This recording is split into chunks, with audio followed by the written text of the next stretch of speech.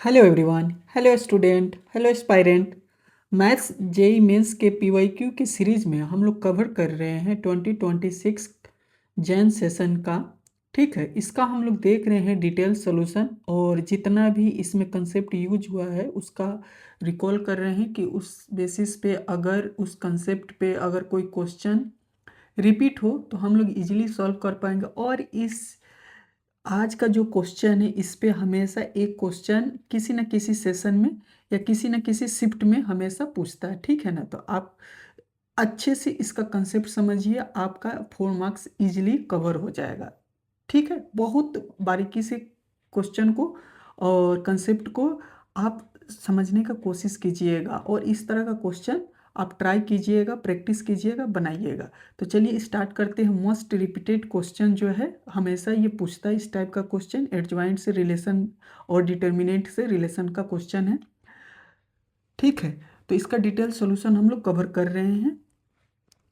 तो चलिए पहला क्वेश्चन क्या कर रहा है। क्वेश्चन में कोशिश कीजिए कि आपका हमेशा डिटर्मिनेंट का वैल्यू दिया रहेगा। डिटर्मिनेंट का वैल्यू दिया है 6 दिया है और ऑर्डर डिफाइन करेगा। इसी तरह से क्वेश्चन बताएगा, डिटर्मिनेंट का वैल्यू देगा और ऑर्डर डिफाइन करेगा। दो चीज़ आपका इन्फॉर्मेशन दे देगा, बाकी आपका एडजॉइंट का वैल्यू पूछेगा किसी न किसी बेसिस पे। तो ये इस तरह का क्वेश्चन दिया हुआ है। तो दो सबसे इंपॉर्टेंट कि डिटर्मिनेंट का वैल्यू इसमें दिया रहेगा और ऑर्डर बताया रहेगा।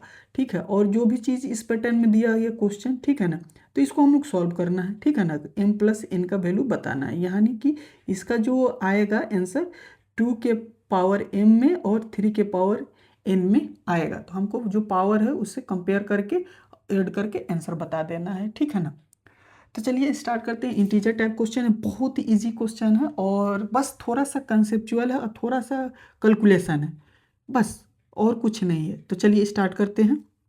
सबसे पहले क्या करते हैं, देखना कुछ कुछ प्रॉपर्टीज है इसमें, उसको प्रॉपर्टीज को और कंसेप्ट को रिकॉल कर लेते हैं।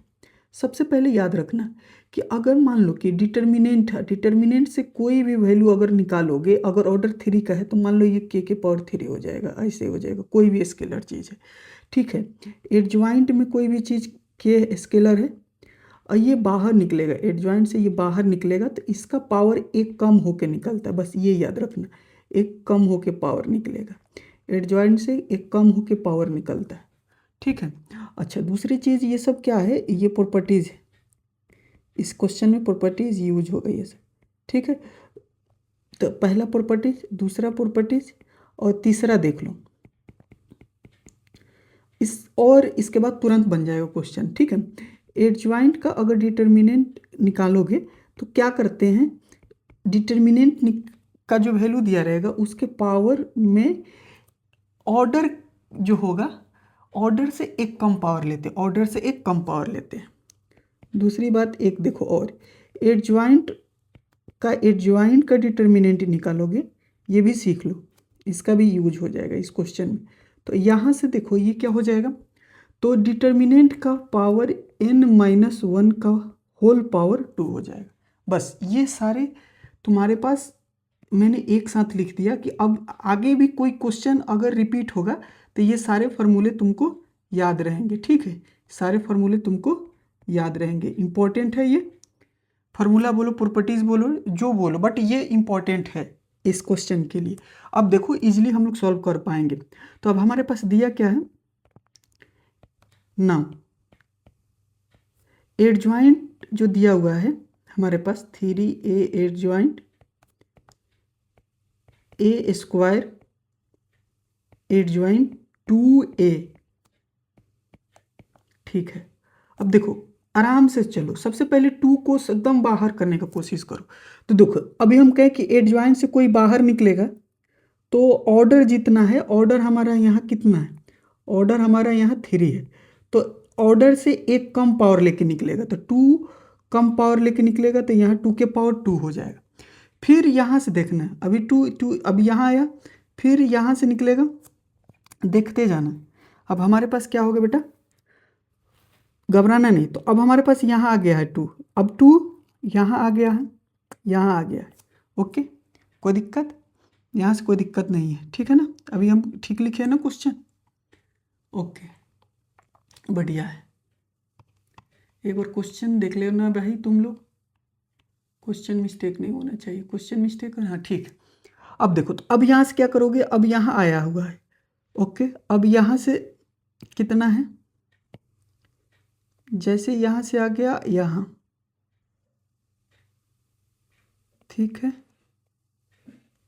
तो यहाँ का पावर कितना हो जाएगा, एडजॉइंट आया, अब यहाँ से एडजॉइंट निकलेगा तो यहाँ 2 के पावर क्या हो जाएगा, 4 हो जाएगा, ठीक है, यहाँ से निकला। अभी यहाँ के 2 के पावर 4 है, अभी यहाँ क्या हो गया 2 के पावर 4, जैसे कि पहले बार निकला तो 2 के पावर 2 निकलेगा, दूसरा बार निकलेगा तो 2 के पावर 4 निकलेगा, 3 एडजॉइंट है तो 3 एडजॉइंट से बाहर निकलेगा। अब यहाँ आ गया है यहाँ, तो अगला बार में क्या हो जाएगा बताना, 2 के पावर 8 हो जाएगा, 2 के पावर क्या हो जाएगा बेटा, अगला बार में 2 के पावर 8 हो जाएगा, ये स्केलर है। अब डिटर्मिनेंट से निकलेगा, स्केलर चीज़ है, डिटर्मिनेंट से निकलेगा, ऑर्डर 3 है तो 2 के पावर 24 हो जाएगा, पावर 3 हो जाएगा, 2 के पावर 8 का पावर क्या हो जाएगा 3 हो जाएगा।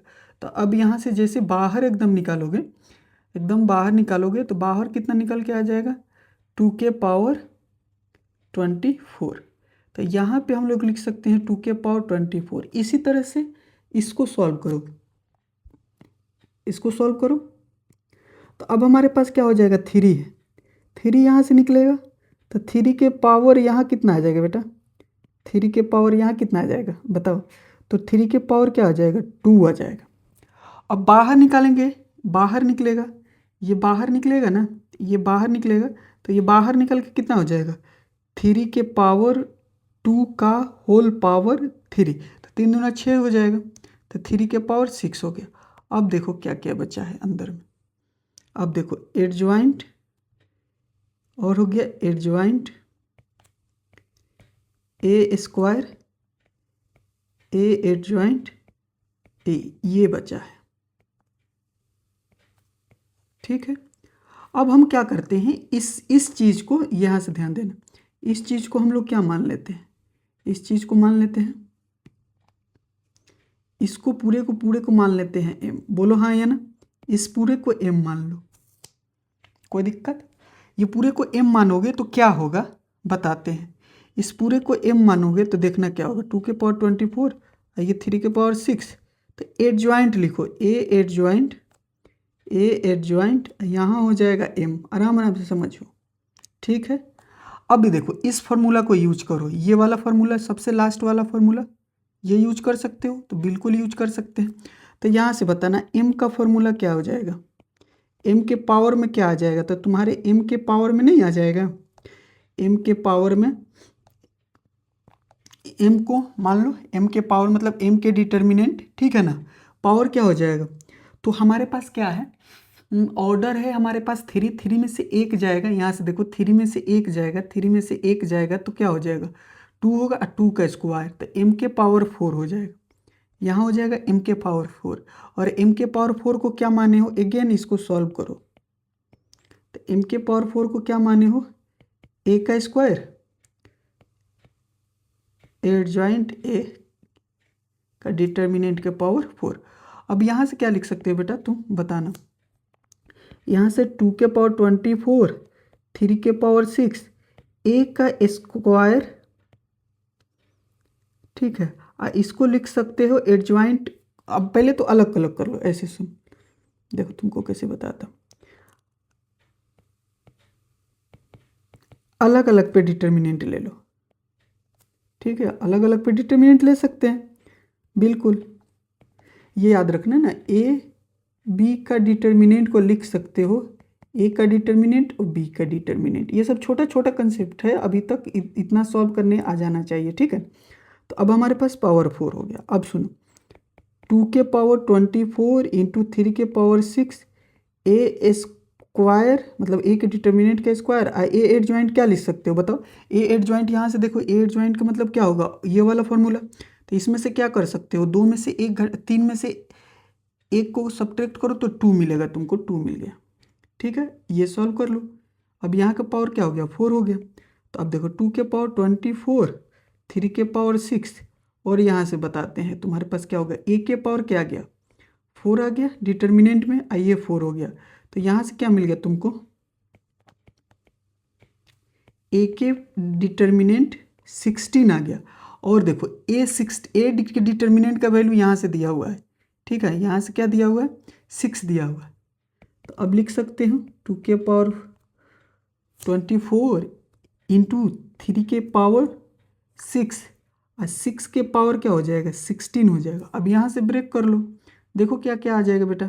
तो यहाँ से क्या आ जाएगा, तो 2 के पावर 16 है, ये हो गया, तो 2 के पावर 40 हो जाएगा। अच्छा ये 16 है 2, तो 2 के पावर क्या हो जाएगा, 20, बताओ 2 हो जाएगा, 22 हो जाएगा। नाउ अब कंपेयर कर लो m और 3 के पावर n, इससे कंपेयर कर लो। तो m प्लस n का वैल्यू क्या आ जाएगा तुम्हारे पास, 40 प्लस 22 ऐड कर दो तो 62 आ जाएगा। ये रहा तुम्हारा आंसर। तो इसका आंसर क्या हो जाएगा बेटा, बता देना, 62 आंसर हो जाएगा। बोलो हाँ या ना, क्लियर है। बस ये छोटा छोटा कंसेप्ट है, ये एक क्वेश्चन से तुमको सारे कंसेप्ट रिकॉल करवा दिए। ये सारे प्रॉपर्टीज एक साथ तुमको लिखा हुआ मिल गया, ठीक है। तो ये सारे कंसेप्ट तुम्हारे एक क्वेश्चन से क्लियर हो गया। देखो मैं क्या पूरा स्टेटमेंट के साथ डिटेल सॉल्यूशन करता हूँ, ठीक है ना, पूरा एक एक डिटेल सॉल्यूशन करता हूँ एक क्वेश्चन से। अब तुम इस तरह के जितने भी क्वेश्चन मिलेंगे सारे अटेम्प्ट कर पाओगे, इजीली अटेम्प्ट कर पाओगे, और प्रैक्टिस करोगे तो एक्यूरेसी के साथ करेक्ट भी कर दोगे, ठीक है ना। तो चलो मिलते हैं नेक्स्ट लेक्चर में। Thank you, all the best. Channel पे पहली बार है तो लाइक करो, सब्सक्राइब करो और कमेंट करो।